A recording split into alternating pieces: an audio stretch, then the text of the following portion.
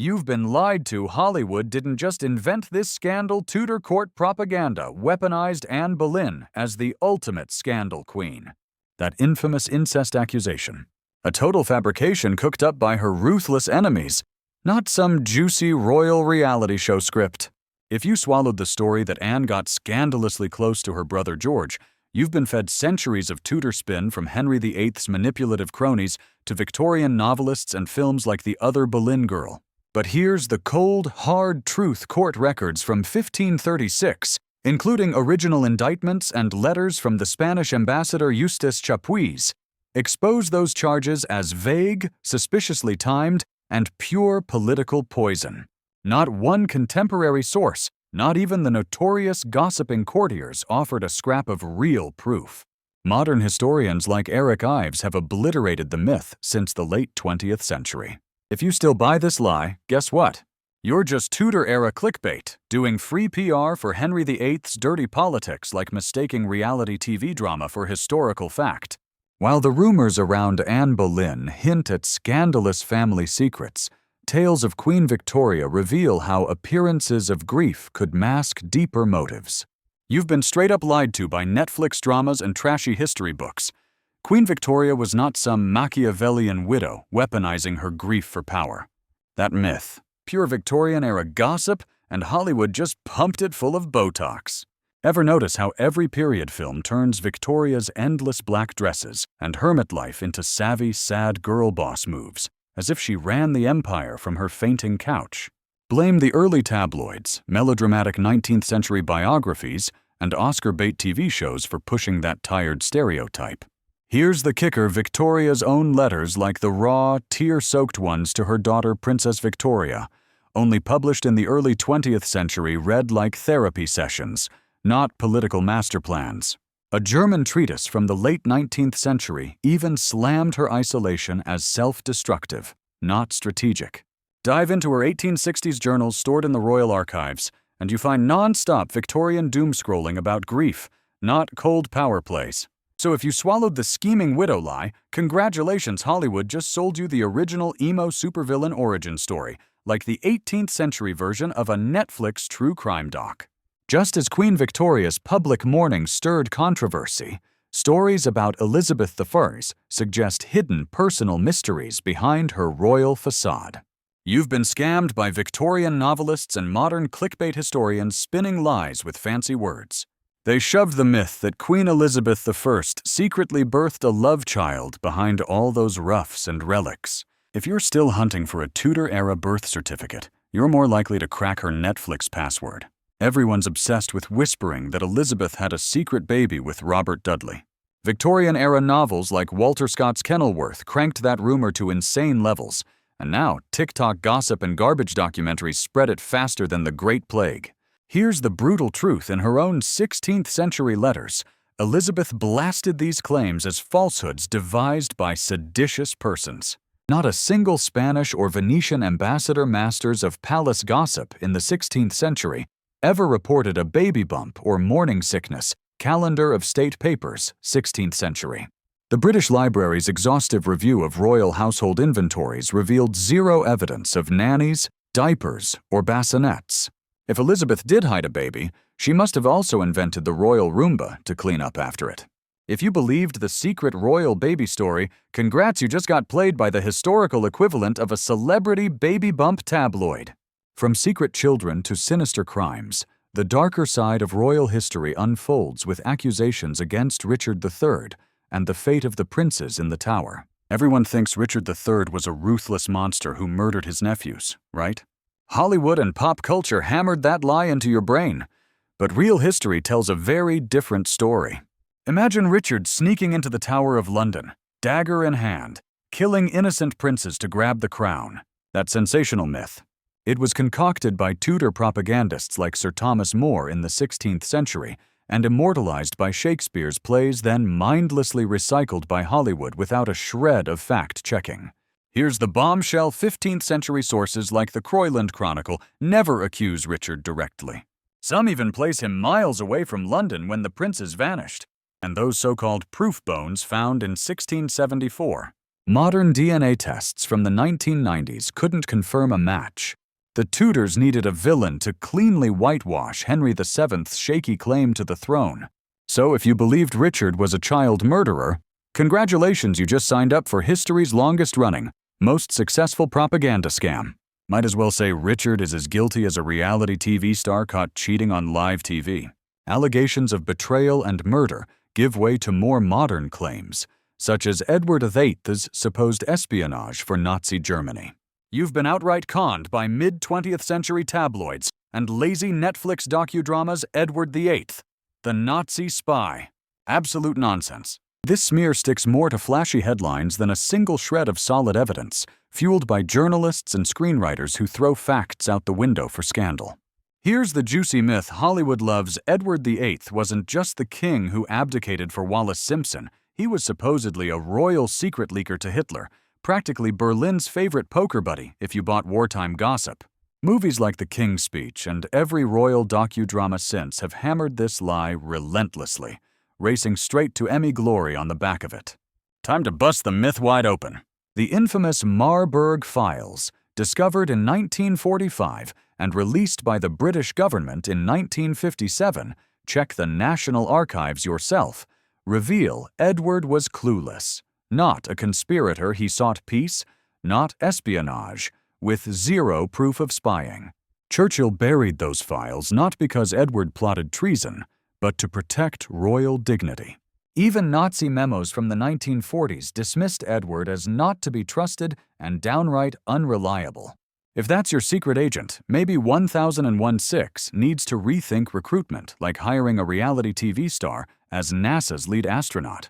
So next time you swallow palace intrigue equals Nazi spy rings, remember if royal corgis ran 1001-6, your Netflix binge might be the biggest fiction yet. Fell for it. Congrats, your research skills rank right alongside 80s supermarket tabloids. From political intrigue to tragic endings, suspicions surrounding Edward VIII find a parallel in conspiracy theories about Princess Diana's untimely death. Hollywood lied Princess Diana's death wasn't some slick royal assassination plot. If you believe the late 90s tabloids and those conspiracy-hungry documentaries, you've been fed a wild fairy tale far juicier than any Bond villain scheme. The British press, especially the notorious Daily Express, turned her tragic Paris car crash into a Buckingham Palace murder mystery, complete with MI6 gadgetry and sinister crown motives. In the 1990s, tabloids screamed sabotage, palace intrigues, and secret plots, while movies exploited the spy fantasy mercilessly. Here's the cold, hard truth FBI files declassified in 2008, buried in FOIA archives, reveal plenty of surveillance, but zero proof of assassination. The French police spent a whole year investigating. Scotland Yard's Operation Paget. In the early 2000s, smashed the myth flat it was a drunk driver plus aggressive paparazzi. Plain and simple. Still convinced MI6 staged this. Congrats, you might be binged too many episodes of The Crown on fast forward. Thinking the Windsors masterminded a royal hit is like suspecting your grandma runs underground bare-knuckle boxing matches in her garden. Tabloid clues are as robust as a daytime soap plot. Drop a comment if you still think the Queen runs MI6 from her tea trolley, one dare you. While some royal tales end in tragedy, others tell of misfortune and risk, like the Duchess of Devonshire's legendary gambling loss. You've been royally duped. Blame crumpled cartoons and caricature artists, not actual history. Hollywood and Victorian gossip mongers turned one satirical cartoon into a fact everyone eagerly spreads, that the Duchess of Devonshire blew her entire fortune in one wild night, like the Regency-era's Las Vegas meltdown. If you swallowed that lie, you've bought into a centuries-old scandal fantasy. Victorian audiences ate it up, and films like the Keira Knightley biopic doubled down, craving lurid drama. But here's the brutal truth. The myth springs from James Gilray's 1784 cartoon, a pure parody. Gilray was the Georgian Age's The Onion, not a historical source. There are 0 letters, legal papers, or financial ledgers from the late 18th century proving a single-night ruin, only decades of manageable debt, thoroughly debunked by Amanda Foreman's 1998 biography. Estate records prove steady, responsible management, not catastrophe. So if that scandalous tale felt real, your history lesson might as well have been a viral TikTok. What's next, SpongeBob? Founding marine biology. Careless gambles and losses contrast with darker whispers of supernatural intervention in Henry VII's rise to the throne. You've been conned by the ultimate medieval smear campaign Netflix villains, and Tudor gossip didn't start demonizing powerful women. If you bought Henry VII's mother, Margaret Beaufort, as a witch who cast spells for the crown, blame centuries of sexist propaganda, not black magic. The popular myth of Margaret whispering curses to put her son on England's throne is total fabrication. Victorian historians and Tudor chroniclers like early 16th century Polydore Virgil formed a ruthless mean girl squad, labeling ambitious women unnatural. Here's the kicker: not a single contemporary document accuses Margaret of witchcraft. Her own late 15th century letters remain showing devout piety and sharp strategy, not the Hogwarts reject of legend. Witch trials targeting elite women soared well after Margaret's-era scholar Ronald Hutton's research on English witch hunts reveals this clearly. So if you swallowed the Magic Mom fantasy, congrats, you're carrying Tudor-era fake news straight from the source. The only spell Margaret Beaufort ever cast. Outlive, outthink, outmaneuver survivor. Plantagenet edition. Like believing she had a Hogwarts letter, but ended up at Hogwarts for old spies. From magical conspiracies to ruthless rule, the Tudor period is marked by tales of power and brutality, as seen in Queen Mary's infamous reign. You've been royally duped by your high school textbooks, and every over-the-top costume drama Queen Mary is not history's ultimate bloodthirsty villain. The culprits. Blame Protestant Victorian chroniclers and Hollywood, both desperate for a Tudor villainess to electrify their stories. Everyone loves to vilify Bloody Mary, the supposed Tudor psychopath who torched heretics, while Henry VIII somehow gets a pass as a moody playboy. Victorian historians, openly hostile to Catholicism, demonized Mary with grotesque exaggerations. Hollywood eagerly fueled the flames with fiery mobs and wailing peasants. Just check out any cheap 16th century flick. Here's the shocker: yes, Mary ordered executions, but nearly every monarch did. Henry VIII reportedly killed tens of thousands. Historian John Guy estimates as high as 70,000, while Mary's victims total only about 280, see 16th century Fox's Book of Martyrs. If you still believe Mary is the bloodiest Tudor, congratulations, you swallowed centuries-old Tudor propaganda whole. The nickname Bloody Mary only became popular in the 19th century, see Alison Weir's The Children of Henry VIII. For real historical accuracy, we'd be ordering Slaughterhouse Hank cocktails at the bar, not Bloody Marys. If you bought the myth, it's time to rethink your Tudor trivia. Moving from Queen Mary's fierce reputation to more bizarre royal rumors, stories about Charles II include fantastical claims like fathering children with a monkey. You've been deceived by 18th century tabloids and filthy satirists. The claim that Charles II fathered children with a monkey isn't just weird, it's outright historical garbage, blown way out of proportion by scandal-hungry pamphleteers who'd be banned on Instagram today. If you believe Charles II's affairs were only wild enough for a royal gossip column, think again. The monkey baby myth is pure invention from the fevered minds of scandal peddlers, the TikTok drama creators of the powdered wig age. Dive into authentic Restoration-era records like John Evelyn's 17th century diaries, and you find juicy but entirely human tales of Charles's mistresses. Pamphlets such as The Amours of Charles II, released in the late 17th century, cranked up satire with animal metaphors and explicit cartoons so ridiculous they'd make BuzzFeed blush. There are absolutely no birth certificates, portraits, or death records for any simian children, unlike his real, documented illegitimate offspring found in parish registers. If you swallowed this Planet of the Apes parenthood myth, congrats, you just got out-scammed by the Victorians. Amidst the absurd and scandalous, George IV's secret Catholic marriage highlights how royal lives have often been shrouded in secrecy and controversy. You've been conned again, but this time it's not Hollywood, it's the Regency rumor mill running wild. That juicy whisper about George IV's secret, totally legal Catholic marriage. Complete fiction. Jane Austen's era could craft a better scandal than Netflix ever dreamed. Here's the myth before the crown. George secretly and legally married Maria Fitzherbert, a Catholic widow, shocking royal factions and threatening half the monarchy with mass confessions. Victorian biographers, gossipy novels, and 20th century tabloids fueled this fairy tale, portraying it as a genuine dynasty-shattering union. Reality check: the Royal Marriages Act of 1772 made any such marriage illegal. This is confirmed by Privy Council records from the late 18th century. That alleged marriage certificate, just a private love contract, locked away until the Times exposed it in 1833. George himself dismissed it when power trumped passion. If you swallowed this myth, congrats, you're the Regency version of tabloid Twitter. Picture George tweeting, "It's complicated," while every Austen heroine dramatically faints in the comments, more absurd than reality TV drama on steroids. Just as George IV's private commitments were concealed, Prince John's life was hidden away due to royal embarrassment. You've been sold a royal sob story cooked up by Hollywood liars and sensationalist documentaries craving scandal. Prince John, the so-called lost prince, wasn't a tragic ghost cast aside by his own family. The ugly truth: it's far less juicy for TV ratings. Ready to smash your period drama fairy tale? Everyone assumes Prince John was King George V's family disgrace, locked away because of epilepsy and learning disabilities. His name whispered in shame. Blame the syrupy BBC dramas and the ruthless late 19th century tabloids obsessed with royal skeletons.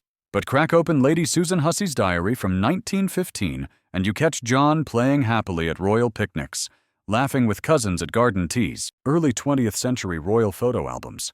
John pops up everywhere, right in the center, clowning around with his siblings.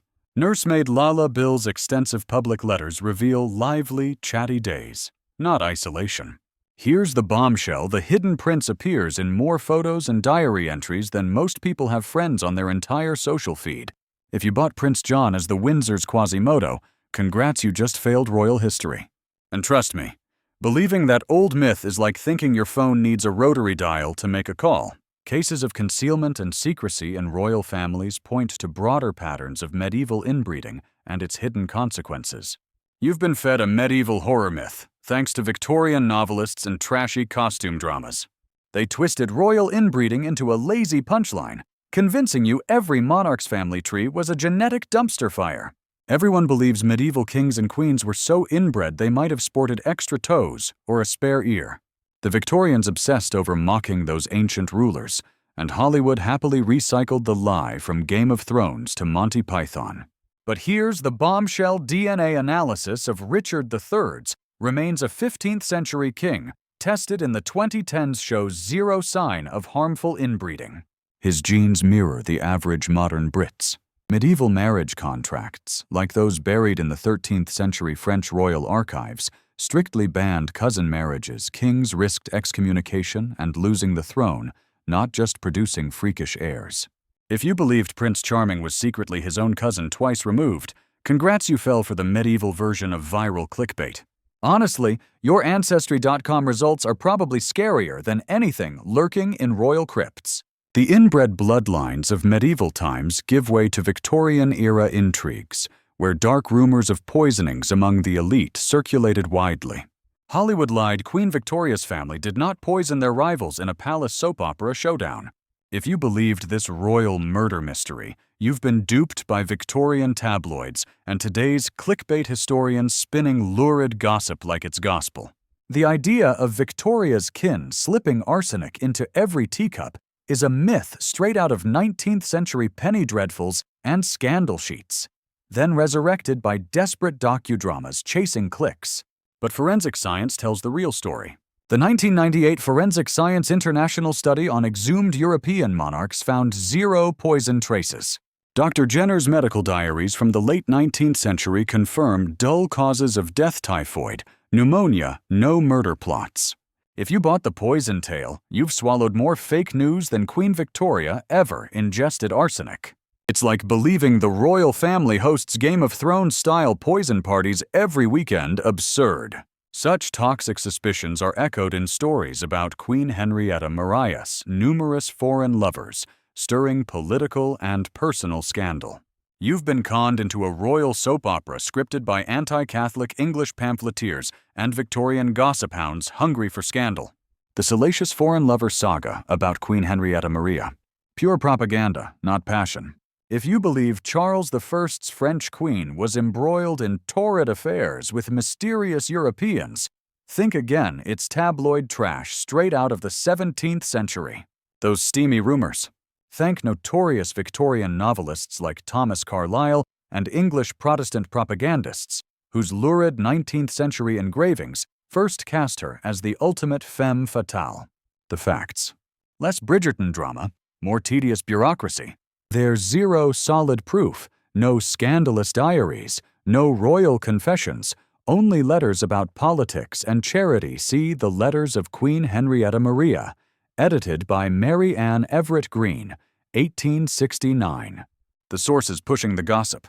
Paranoid English pamphlets from the 1640s, not single eyewitness account. If you honestly think Henrietta was Britain's Catherine de' Medici, congrats, you've swallowed xenophobic clickbait from a time before newspapers even existed. That's like believing every celebrity scandal on Twitter is gospel truth. From controversial relationships to questions of legitimacy, the saga of royal lineage culminates with doubts cast on William the Conqueror's rightful claim. You've been fed lies by medieval spin doctors and Victorian mythmakers. They pushed the story that William the Conqueror was a bastard, literally and politically. But here's the bombshell: that label was pure propaganda, not legal fact. If you believed William was just some illegitimate warlord grabbing England because no decent claimant wanted him, you've been duped by Victorian historians and cheesy Hollywood villains because subtlety never sold tickets. The truth.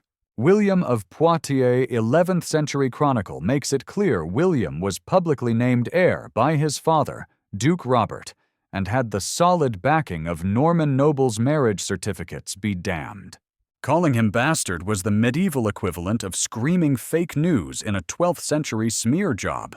And here's the kicker: Pope Alexander II sent William a papal banner in a letter official seal of approval. So if you think William was just an illegitimate usurper, congrats, you've swallowed medieval clickbait.